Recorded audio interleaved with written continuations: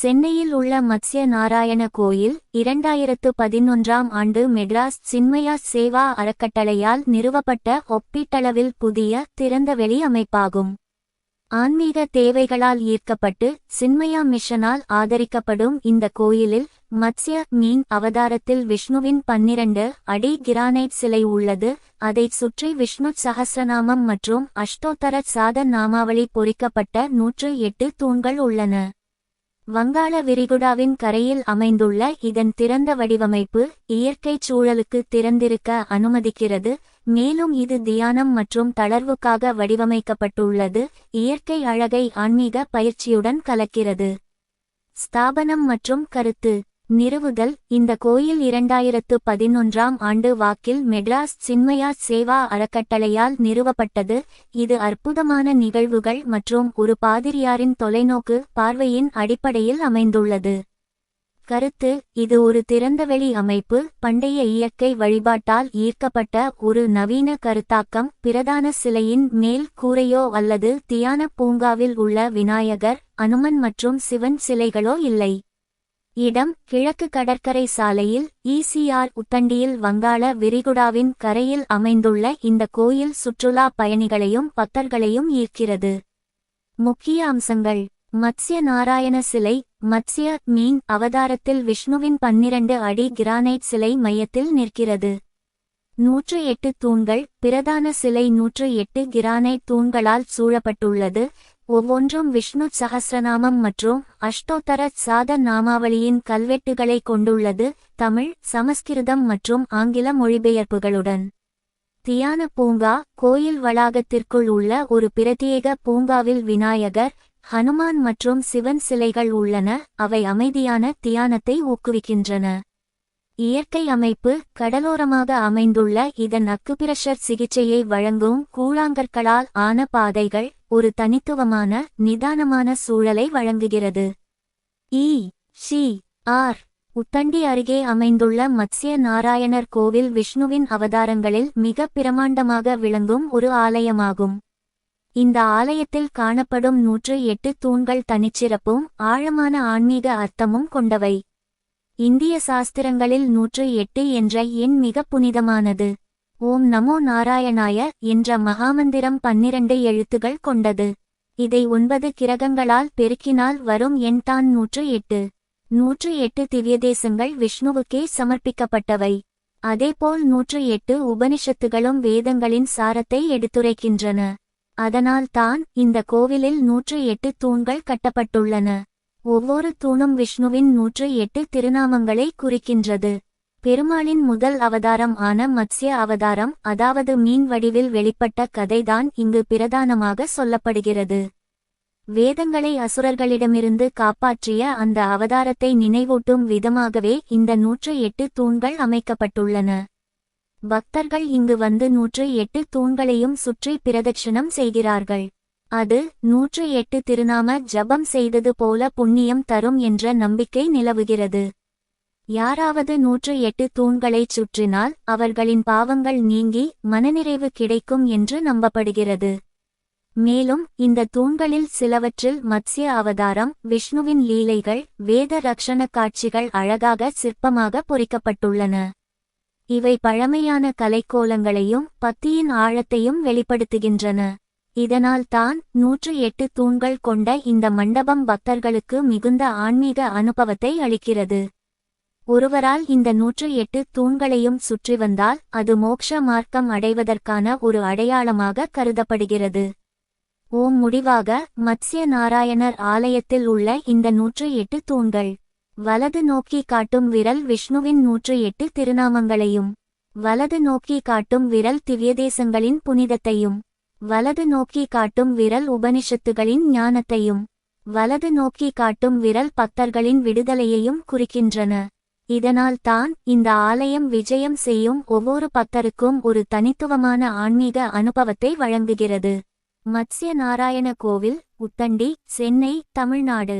மத்ஸ்ய நாராயண கோவில், உத்தண்டி, சென்னை, தமிழ்நாடு. மத்ஸ்ய நாராயண கோவில், உத்தண்டி, சென்னை, தமிழ்நாடு. மத்ஸ்ய நாராயண கோவில், உத்தண்டி சென்னை தமிழ்நாடு. மத்ஸ்ய நாராயண கோவில் உத்தண்டி சென்னை தமிழ்நாடு. மத்ஸ்ய நாராயண கோவில் உத்தண்டி சென்னை தமிழ்நாடு.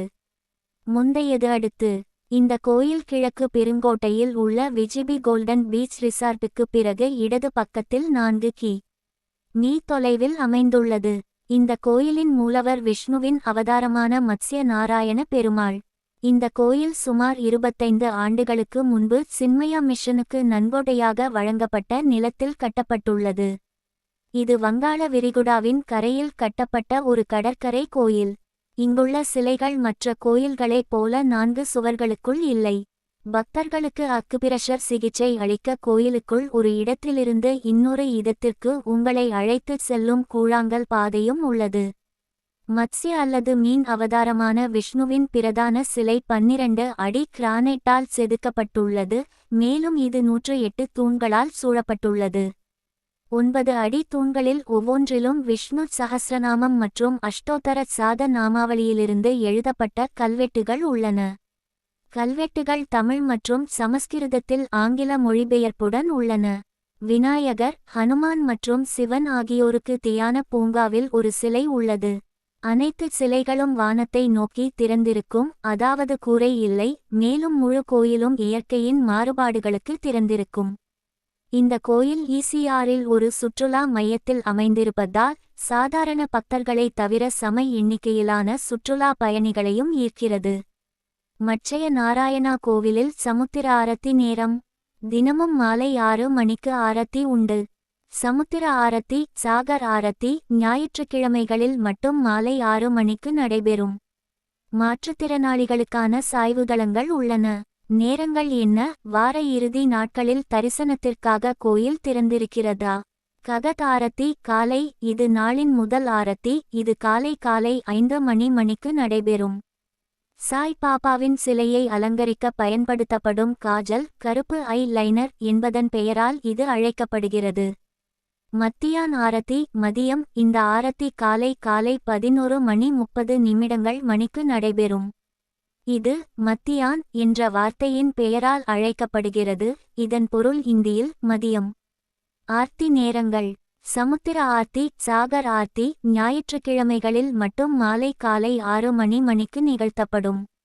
தினசரி ஆரத்தி. தினமும் மாலை 6 மணியளவில் ஆரத்தி எடுக்கப்படுகிறது. பார்வையிடுவதற்கான உதவிக்குறிப்புகள். கடற்கரை அணுகல். இந்த கோயில் கடற்கரைக்கு அருகிலேயே அமைந்திருப்பதால் நீங்கள் கோயிலையும் கடற்கரையையும் ரசிக்கலாம். புகைப்படம். கோயிலுக்குள் புகைப்படம் எடுக்க அனுமதி இல்லை. கூட்டம். கோயிலில் கூட்டம் அதிகமாக இருக்கும், குறிப்பாக வார இறுதி நாட்களில். எனவே அமைதியான அனுபவத்திற்கு வார நாட்களில் வருகை தருவதை கருத்தில் கொள்ளுங்கள். கோயில் முகவரி: மத்ஸ்ய நாராயணா கோயில், ராஜாஜி சாலை ஆஃப் ஈசிஆர், உத்தண்டி, சென்னை 600-119. கோயில் நேரம்: காலை 6:30 மணி முதல் காலை 10:30 மணி வரை மற்றும் மாலை அதிகாலை 4:30 மணி முதல் இரவு காலை 8:30 மணி வரை. மகாபலிபுரத்திலிருந்து உத்தண்டிக்கு 29 கிலோமீட்டர் தூரம் உள்ளது. கல்பாக்கத்திலிருந்து உத்தண்டிக்கு 44 கிலோமீட்டர் தூரம். செய்யூரிலிருந்து உத்தண்டிக்கு 75 கிலோமீட்டர் தூரம். திருவிடந்தையிலிருந்து உத்தண்டி வரையிலான தூரம் 10 கிலோமீட்டர். மரக்காணத்திலிருந்து உத்தண்டி வரையிலான தூரம் 94 கிலோமீட்டர். அடையாறிலிருந்து உத்தண்டி வரையிலான தூரம் 16 கிலோமீட்டர். பெசன்ட் நகரிலிருந்து உத்தண்டி வரையிலான தூரம் 17 கிலோமீட்டர். திருவான்மியூரிலிருந்து உத்தண்டி வரையிலான தூரம் 13 கிலோமீட்டர். மாதவரத்திலிருந்து உத்தண்டிக்கு 42 கிலோமீட்டர் தூரம். கோயம்பேட்டில் இருந்து உத்தண்டிக்கு 33 கிலோமீட்டர் தூரம் உள்ளது. திருமழிசையிலிருந்து உத்தண்டிக்கு 56 கிலோமீட்டர் தூரம். திருக்கழுக்குன்றத்தில் இருந்து உத்தண்டிக்கு 43 கிலோமீட்டர் தூரம். விளாம்பாக்கத்திலிருந்து உத்தண்டி வரையிலான தூரம் 33 கிலோமீட்டர். பாண்டிச்சேரியிலிருந்து உத்தண்டி வரையிலான தூரம் 124 கிலோமீட்டர். செங்கல்பட்டிலிருந்து உத்தண்டிக்கு 44 கிலோமீட்டர் தூரம் உள்ளது. காஞ்சிபுரத்தில் இருந்து உத்தண்டிக்கு 80 கிலோமீட்டர் தூரம் உள்ளது. ஸ்ரீபெரும்புதூரில் இருந்து உத்தண்டிக்கு 53 கிலோமீட்டர் தூரம் உள்ளது. இந்த சமயத்தில் விஷ்ணு பெருமாள் பரமாத்மாவாகவும் இரட்சகராகவும் வணங்கப்படுகிறார். அவருடைய அன்பு பக்தர்களான ஆழ்வார்கள் பாடிய பாசுரங்களில்தான் திவ்யதேசங்கள் என்ற பெருமை வந்தது. இவை மொத்தம் 108 என்று சொல்லப்படுகிறது. இவைகள் திவ்யதேசங்கள் அல்லது திருத்தலங்கள் என்றும் அழைக்கப்படுகின்றன. ஒளிரும் நட்சத்திரம் எப்படி தோன்றினது? இந்த 108 கி.பி. 6ஆம் நூற்றாண்டு முதல் 9ஆம் நூற்றாண்டு வரையிலான காலத்தில் வாழ்ந்த ஆழ்வார்கள் பெருமாள் தரிசனம் செய்த இடங்களில் தங்கள் அனுபவங்களை பாடினார்கள். அந்த பாசுரங்கள் 4000 திவ்ய பிரபந்தம் என்ற தொகுப்பில் இணைக்கப்பட்டன. அந்த பாசுரங்களில் புகழ்ந்த இடங்களே திவ்யதேசம் என்ற பட்டம் பெற்றன. குண்டூசி 108 திவ்யதேசங்களின் பரப்பு. இந்தியாவெங்கும் பெரும்பாலும் தமிழ்நாட்டில் தான் அதிகம். சுமார் 84 திவ்யதேசங்கள் தமிழ்நாட்டில் இருக்கின்றன. மற்றவை ஆந்திரா, கேரளா, உத்தர பிரதேசம், குஜராத், நேபாளம் வரை பரவியிருக்கின்றன. குறிப்பாக திருப்பதி வெங்கடாசலபதி, திருக்கண்ணங்குடி, திருக்கோவிலூர், திருவல்லிக்கேணி, திருக்கோஷ்டியூர் போன்றவை மிகவும் பிரபலமானவை. 1. ஒவ்வொரு திவ்யதேசத்திலும் பெருமாள் தனித்துவமாக ஒரு திருநாமத்துடன் அருள்பாலிக்கிறார். உதாரணம்: திருப்பதி ஸ்ரீனிவாச பெருமாள், ஸ்ரீரங்கம் ரங்கநாதர், காஞ்சிபுரம் வரதராஜ பெருமாள், திருவல்லிக்கேணி பார்த்தசாரதி. 2. ஒவ்வொரு இடமும் ஒரு சிறப்பு கதையையும் புராண சம்பவத்தையும் கொண்டுள்ளது. 3.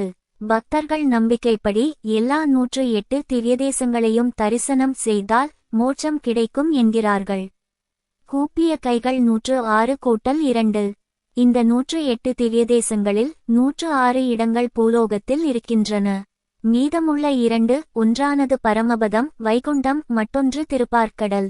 இவை இரண்டும் மனிதர்களால் சென்று தரிசிக்க முடியாதவை.